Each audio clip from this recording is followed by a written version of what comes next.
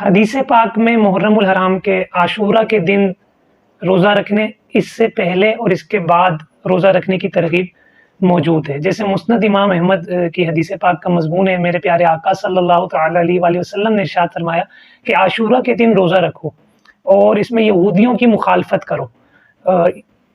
اس طرح مخالفت کا ارشاد فرمایا ہے کہ ایک دن پہلے یا ایک دن بعد، یعنی 9 محرم الحرام یا 11 محرم الحرام کو روزہ رکھو تاکہ ان کی مخالفت ہو جائے۔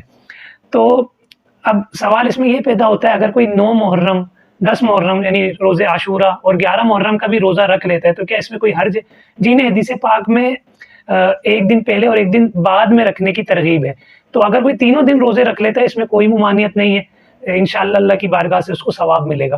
اللہ کریم ہمیں عاشورے کا روزہ رکھنے کی توفیق عطا فرمائے۔ اسی طرح کسی شخص پر یا کسی بہن پر قضا ہے روزہ، اس نے روزہ نہیں رکھا تو وہ عاشورے کے دن قضا کی نیت کرے گی، نفل روزے کی نہیں کرے گی۔ اگر نفل روزے کی نیت کر بھی لی تو اس کا جو روزہ قضا ہوا تھا تو یہ قضا روزہ کہلائے گا، نفل روزہ نہیں کہلائے گا۔ یعنی عاشورے کے دن یا 9 یا 11 محرم الحرام کو جن روزہ رکھتے ہیں، نفلی روزہ ہوتا ہے، اس کی جگہ ہمیں چاہیے کہ ہم قضا روزہ رکھیں، جو ہم سے چھوٹ گیا، فرض روزہ تھا ہمارا رمضان کا، اگر وہ نہیں رکھ پائے تو قضا آپ کو کرنا ہوگا تو وہ عاشورے میں آپ کر سکتے ہیں۔